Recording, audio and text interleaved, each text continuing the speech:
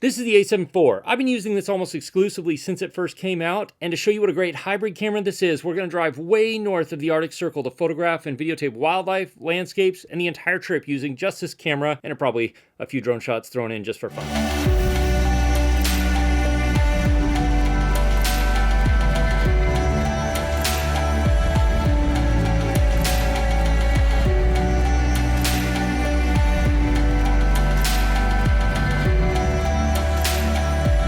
Hey, my name's Jake and I create content here to help solo creators on the go. So I test and review drones, cameras, lenses in places like this in Alaska, and I give you tips and tutorials on how to use them. So if that's something that interests you, consider subscribing. Today is day 2.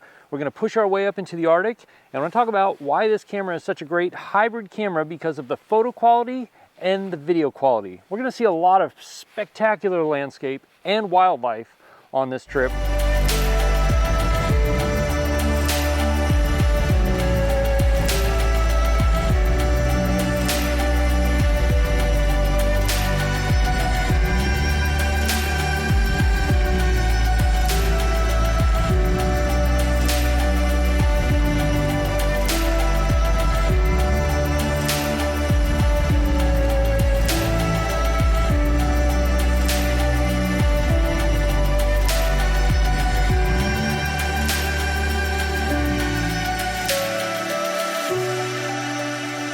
Welcome to the Arctic at 12:30 in the morning. The sun is behind some clouds. It is going to be this way for the next hour and a half, and then the sun will be back up over there. But this is 12:30 in the morning, way above the Arctic Circle.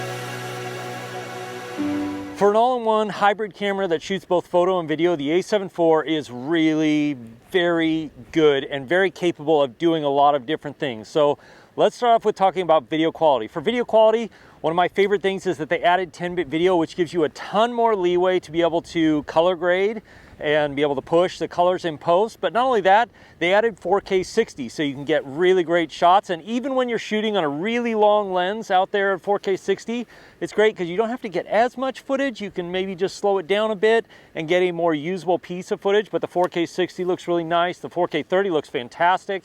4K 24 looks great, and you can also shoot HD up to 120. Now the HD 120 is, I think, maybe just a little better than the Sony A7 III was, but it definitely does come in handy if you really want to get a little bit of slow motion something. This is obviously shot in HD, 1080, and then upscaled to 4K. So it's certainly a very useful thing, and the nice thing is you also get it in that 10-bit codec. So I like to shoot in S-Log3 and then color grade from there because it gives you a ton of dynamic range, which I really appreciate.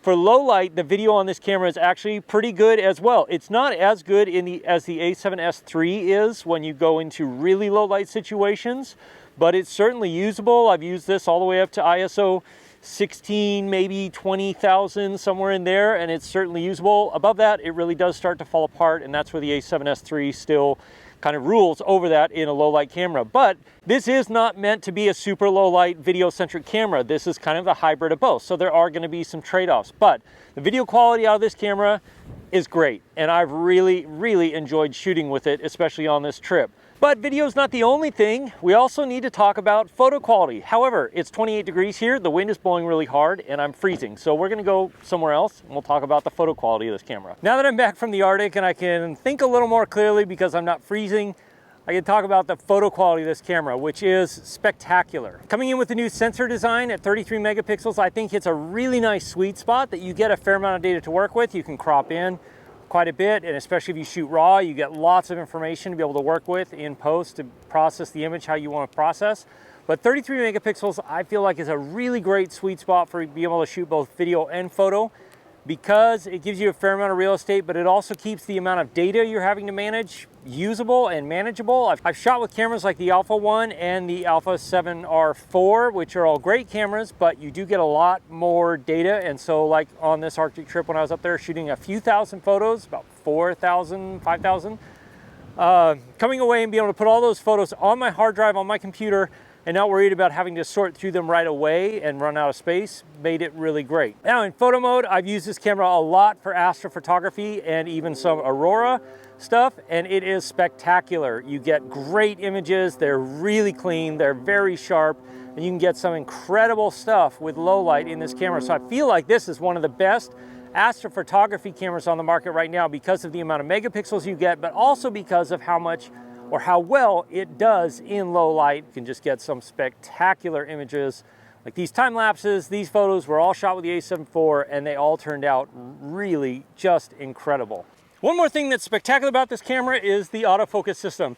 It's extremely quick to grab your eye or your face, even in pretty low light situations. It does a great job of tracking something because it has touch tracking autofocus, which means you enable touch and then you can tap something and have it track through, which is fantastic. But also, one of my favorite things is that now Sony has been giving us the ability to adjust how fast or how slow the autofocus works based on a scale of 5, and it gives you a lot more ability to have it slowly ramp up and then ramp down as it focuses on a subject, which makes it look a lot more natural, a lot more like somebody actually pulling focus. And it's one of my favorite ways to use this camera. When it comes to usability, this camera absolutely shines as a hybrid camera because of the way Sony modified some of the controls. Now you've got the normal front dial, rear dial, 5D joystick, all of that, which is all great, gives you lots of options, lots of control. You have a lot of customizable buttons, which is fantastic, so you can set the camera up exactly the way you want it. I've got a camera set up video over here, over there, it'll pop up. But the other thing that makes this camera absolutely fantastic as a hybrid camera is this little control dial that they put on the top to be able to switch between video, photo, and S&Q modes. And because it has 3 memory sections in each one of those modes, you get up to 9 basically user memory presets that you can set. So I have mine set up to where I can use every mode that I ever shoot in, 4K 60, 4K 30, all both in S-Log, and then 4K 30 or 4K 24, depending on what I'm shooting in the regular mode, and then in photo mode, I have a time-lapse mode set up. I have a regular, like full-on, just straight up raw photo workflow. And then I also have a high-speed shooting workflow, which is great because it takes 2 flicks of the dial and you're there, it's set up, it's ready to go. It switches almost instantaneously. So it's incredibly useful as a hybrid camera because of how fast you can switch between photo and video mode. In all of these shots here where I'm out shooting wildlife, I was doing that the whole entire time, where I was shooting some photos and then switching to 4K 60 or 4K 30 and shooting some video, and it was absolutely fantastic. And that makes this camera so versatile and so useful and such a great, almost very near perfect running gun camera. But like any camera, there are some drawbacks and we need to talk about those. And one of the biggest ones that most YouTubers have complained about, but I don't think is that big of an issue, in fact sometimes it kind of helps you and gives you a little extra reach, is the crop in 4K 60. It doesn't shoot the full sensor size in 4K 60, it crops into APS-C, so 1.5 times, which means you're gonna get a little tighter. Typically, I find I'm using 4K 60 for B-roll anyway. They're usually tighter shots, so it doesn't matter that much. But if you really have to shoot full frame in something like 4K 60, then you're gonna have to go with another camera. Again, I don't think it's that big a deal because the 4K 60 looks so good and it's so useful. And for me, at least in these shots here where I was shooting wildlife, the extra 1.5, the APS-C crop actually really helped because I was able to get a little more reach out of my 150 to 500 and get a little closer than I would have been able to get otherwise. One big drawback on this camera for photo mode is the fact that you only get up to 10 frames per second compressed RAW, but as soon as you switch to like regular RAW, full-on RAW photos, then you're down to about 6 frames a second, which is still fast, but definitely not as fast as a lot of the other cameras on the market. So that might be a deal breaker for you if you do a lot of high-speed shooting. I don't really, but you know, I found 6 frames, 10 frames, depending on if I'm shooting compressed RAW or regular RAW, will work just fine for most everything I do. Another downside that I and other people have mentioned is the screen. The screen on the back is not a great screen. It's okay, and it certainly will help you with getting framing and getting general stuff for exposure, but it's not great. It's nowhere near the A7R4 series or the A1 or the A7S3 series.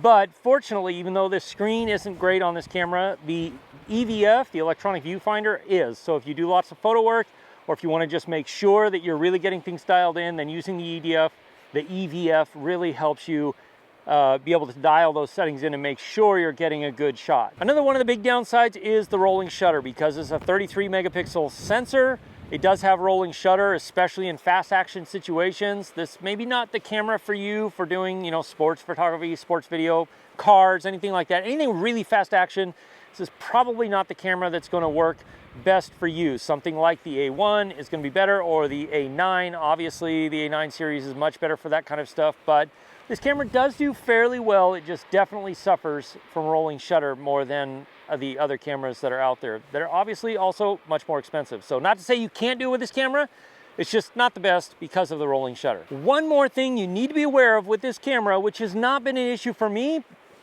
but I shoot in Alaska where things just don't overheat very much. I mean, winter, obviously nothing's gonna overheat. But even in the summer, we don't get extremely unbelievably hot temperatures, but this camera does have a tendency to overheat a little more. It's partly because it's having to process a lot of information, 10-bit, it's downsampling a 7K image sensor, so that's a lot more work the processor's having to do.